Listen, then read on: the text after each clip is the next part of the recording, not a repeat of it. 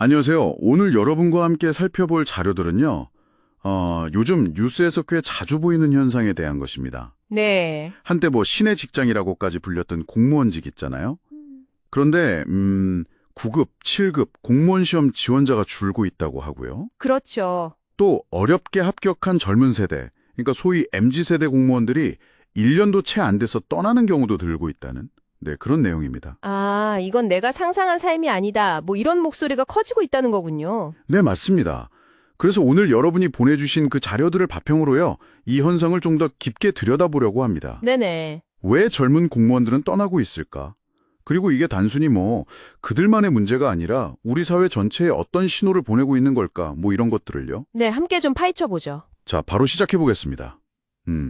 자료들에서 공통적으로 던지는 첫 질문이 상당히 흥미롭습니다. 어떤 건가요? 왜 그토록 원했던 공무원직을 MZ세대는 1년도 채 안 돼서 박차고 나올까?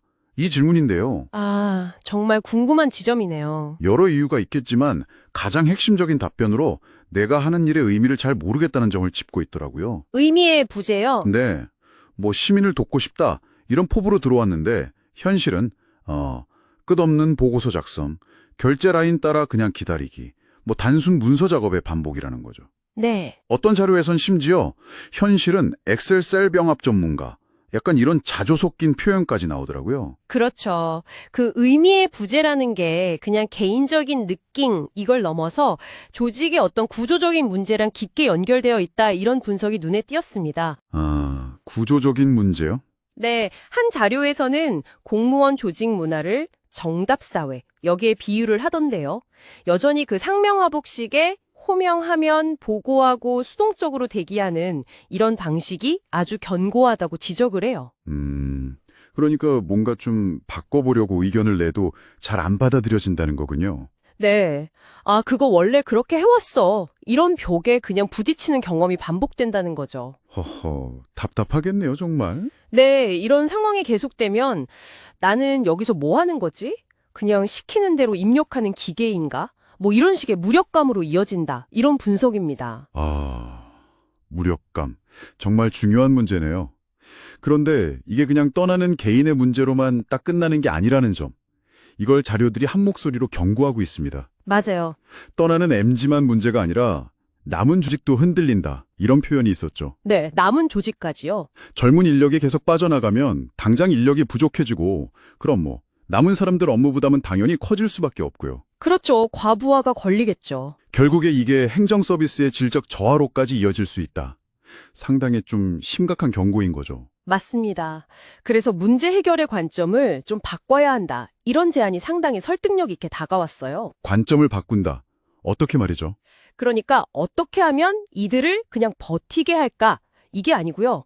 어떻게 하면 이들이 자발적으로 남고 싶게 만들까? 이렇게 질문을 바꿔야 한다는 거죠. 아, 남고 싶게 만드는 것? 네네. 근데 또 흥미로운 건 그 자료들을 보면요. MZ세대가 원하는 게 뭐 아주 거창하거나 뭐 비현실적인 그런 게 아니라는 점이에요. 아, 그래요? 아, 소통 중요하죠. 둘째는 좀 불필요하거나 비효율적인 업무를 줄여주는 시스템. 그리고 셋째는 내가 얼마나 성장하고 기여했는지 이걸 좀 제대로 인정받고 평가받을 수 있는 경로. 이 세 가지입니다. 그렇군요.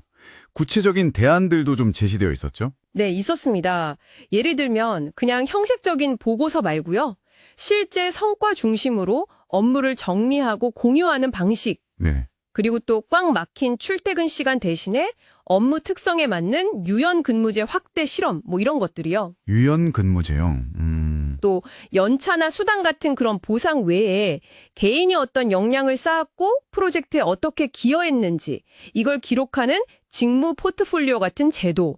이런 걸 도입해서 성장을 좀 눈에 보이게 하고 인정해주자는 아이디어도 인상 깊었습니다. 아, 직무 포트폴리오. 좋은 아이디어 같은데요?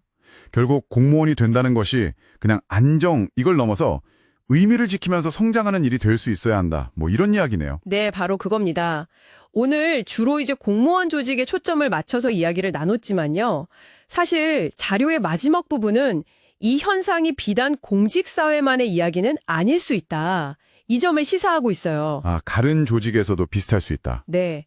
어쩌면 우리 사회 전반에 일의 의미를 잃어버린 사람들에 대한 이야기일 수 있다는 거죠.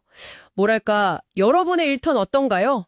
비슷한 고민 혹시 하고 계시진 않으신가요? 네, 정말 생각해볼 문제네요. 의미를 찾을 수 없는 곳이라면 어쩌면 떠나는 것이 그냥 자연스러운 반응일지도 모르겠습니다. 그렇죠. 자료들은 우리에게 마지막으로 이런 질문을 던지는 것 같아요. 젊은 세대는 왜 그토록 의미를 찾아 떠나려 하고 조직은 왜 그저 그들을 붙잡으려고만 할까? 균형의 성장 욕구와 의미 추구, 그리고 또 사회 시스템을 유지해야 하는 조직의 필요성. 이 둘 사이에 어떤 건강한 균형점은 어디쯤일까? 뭐 이런 질문들이요. 균형점 찾기. 어렵지만 꼭 필요한 고민이겠네요. 네. 이 질문에 대한 여러분의 생각을 한번 정리해 보시는 것도 좋겠습니다.